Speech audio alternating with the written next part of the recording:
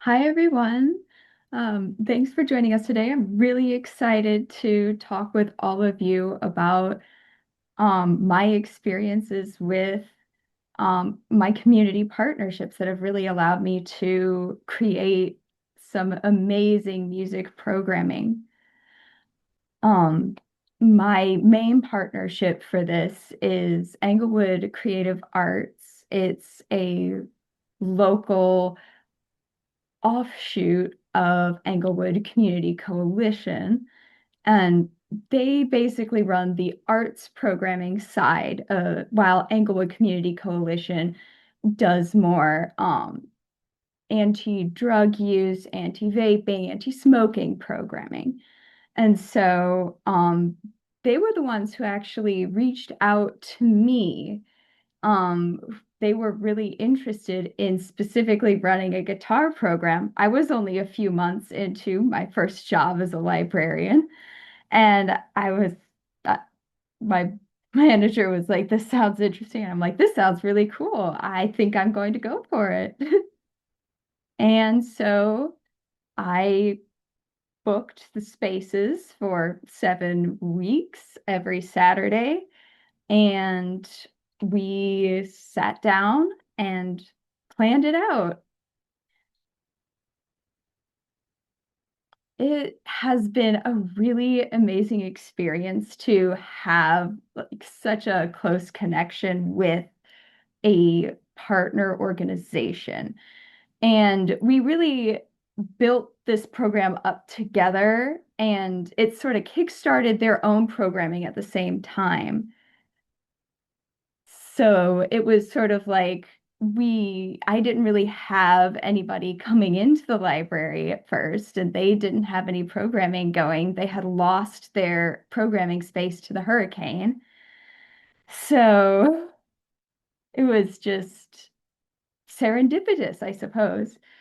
How we actually built out the program, it took a lot of thinking because we had to think about how we would procure the guitars for this, who was going to store them, how we were going to get them to other people, how many people were going to be in the class, how it was all going to work, who was going to teach it, how the funding was going to get worked out. So it took a little while of thinking, and we settled on a system that has worked brilliantly, even through the hurricanes of 2024. Um, so we first started with 7 Saturdays. We wound up cutting it down to 6 weeks, but leaving the extra Saturday room reservation in case we needed it. And we did need it in 2024. Um, so our basic formula is 5 sessions of skill building.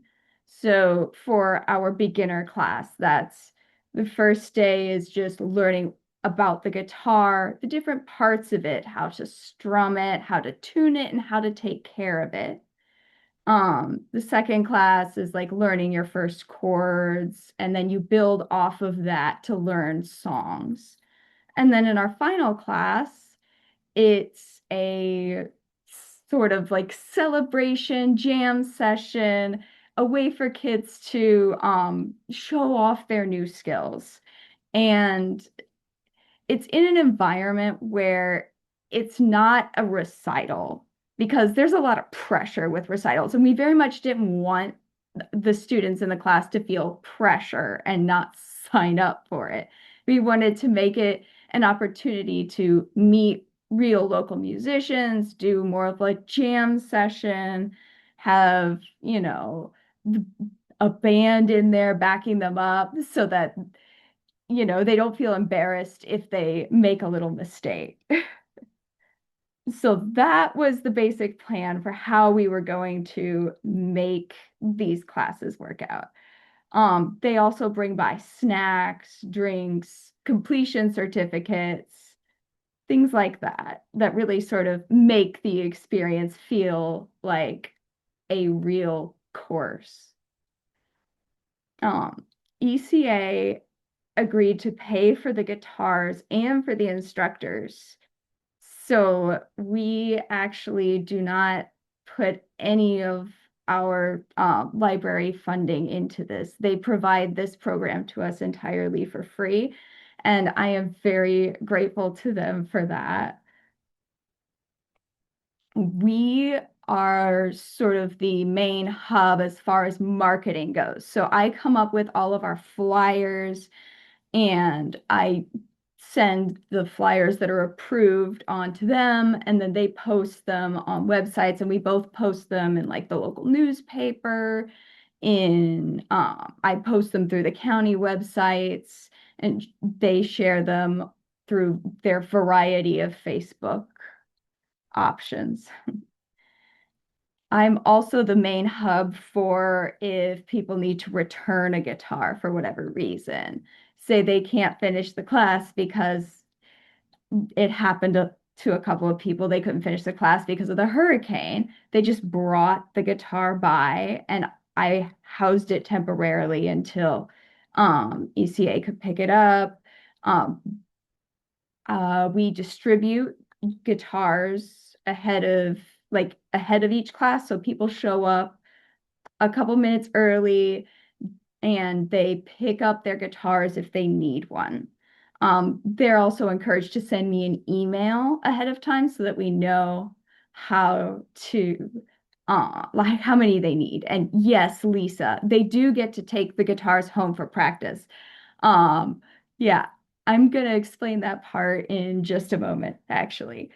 So the next part of this is, of course, like the how the guitars are going to be loaned out because we wanted to make sure that, ECA would be able to make sure that they would get returned to them.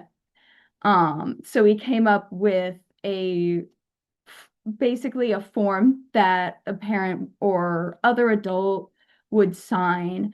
And there's a scanner that they use to get a scan of an ID. It's entirely optional to borrow a guitar from ECA. So if people don't feel comfortable sharing that kind of information, they do not have to as part of this program. But if they do wish to borrow a guitar, they can go through that process, they can sign that paperwork, and the guitar will go home with the student for the whole length of the program so that they can practice at home and they can complete any worksheets and things at home without the guitar having to stay at the library and without ECA having to cart the guitars around. Mhm. Um, we cap the class at 10 students so that each student can have that one-on-one attention if they need it, and so that it's a good balance for the instructors. Um, we decided that the age range was going to be 10 to 18. Occasionally we have made exceptions for 9-year-olds who are, only a couple months from turning 10, that sort of thing. But generally we tend to stick to the 10 to 18-year-old range. Um, that is the basic setup. At the end of the class, they can bring their guitars back in, or if they're interested in signing up for the second level class that we added on, um, they can actually keep the guitar between sessions because there's a few weeks break between each set of guitar groove classes so that the kids can reset. We can have a break that, doesn't mean that the classes are going to be interrupted by holidays, things like that. Um, and they are also allowed to keep the guitar over that time period so long as they sign up for the next round. So they can keep practicing and working on it at home. Since I first started this class, we have changed instructors once, and that went through just fine. And our current instructor has really built out a lot of infrastructure himself for this. He started a YouTube channel, so everybody who signs up for the class now has access to online tutorials, classes, videos, including from like a left-handed playing perspective for people who are learning left-handed guitar. So it's really just sort of built itself out in a lot of ways. Um, as far as issues that have come up go, for the most part, it we haven't had too many issues. It's mostly was just the hurricane season because our very first round of classes was during the hurricane season.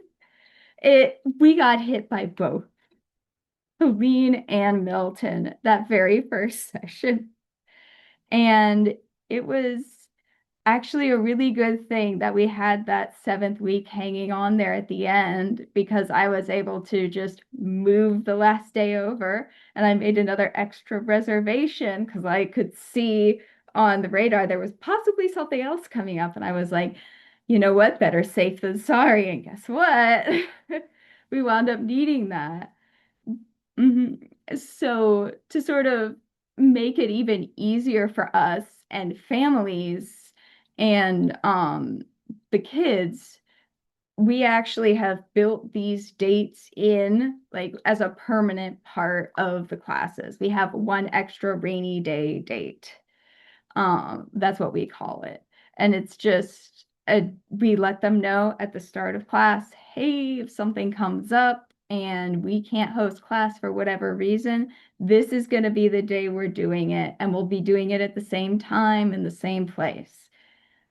It's just so that it's one less thing for families to have to worry about, especially during hurricane season when there is so much else to worry about and when it's so important for kids to sort of get back into their routines as quickly as possible, being able to have that built in so that um families can just know where they're going and what they're doing has been really useful. Yeah. Um as far as success stories go with this program, well, we have now two different levels of guitar groove, and we also added on a more like a guitar theory level class between the guitar groove sessions. Um, and we have also been working with a lot of these students for a while now. Some of them have been with us from the very first session.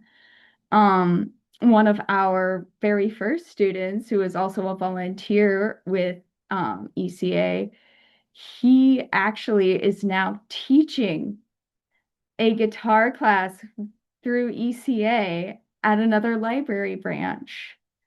And he started out like learning how the class goes, learning the chords and all of that. And now he knows enough that he's able to share the basics with even more people. Yeah, and he's also joined his dad's band. So he's performing live as well. Yeah. Um, I think that's most most everything. If anybody has any other questions about Guitar Groove, please feel free to put them in the chat. Thank you so much, Kears. And I love that story about your young guy who's now teaching classes on his own. That's just amazing. And thank you so much for sharing that with us.